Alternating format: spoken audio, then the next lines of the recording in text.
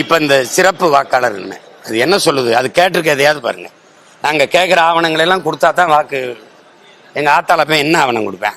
இப்போ இருக்கிற நேரத்தில் இந்த 2 மாதத்தில் தேர்தலை வச்சுட்டு என்ன போய் கொடுப்பீங்க? நீங்கள் ஒன்றும் கொடுப்பீல? அது வச்சிருக்கல அந்த ஆவணங்கள்லாம். அதை கொண்டா இதை கொண்டான்னு இருக்கிறவன் என்ன? ஏற்கனவே இறந்தவன்லாம் இந்த இதில் இருக்கான். இறந்து போனவங்க இந்த வாக்காளர் பட்டியலில் பேர் இருக்குன்னா அதை நீக்குங்க, கண்டு கொண்டு வந்து நீக்குங்க.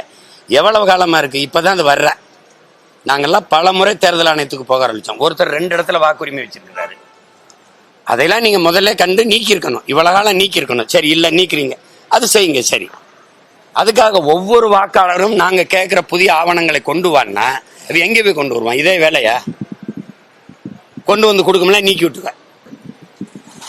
நோக்கம் என்ன? அங்கே பல லட்சம் பேர் வெளியே இருக்கான். 70 லட்சம் பேர்கிட்ட 44 லட்சங்கிறான், 70 லட்சங்கிறான். ராகுலே 60 லட்சம் பேருன்றான். அங்கேருந்து எல்லாரையும் தூக்கிட்டான்றான். இப்போ அவனெல்லாம் இங்கே வந்து இறங்கியிருக்கான். அந்த பீகாரியனுக்கு கூட வாக்கு கொடுக்கணும். நீங்கள் 6.5 லட்சம் பேர்னு சொல்கிறீங்க.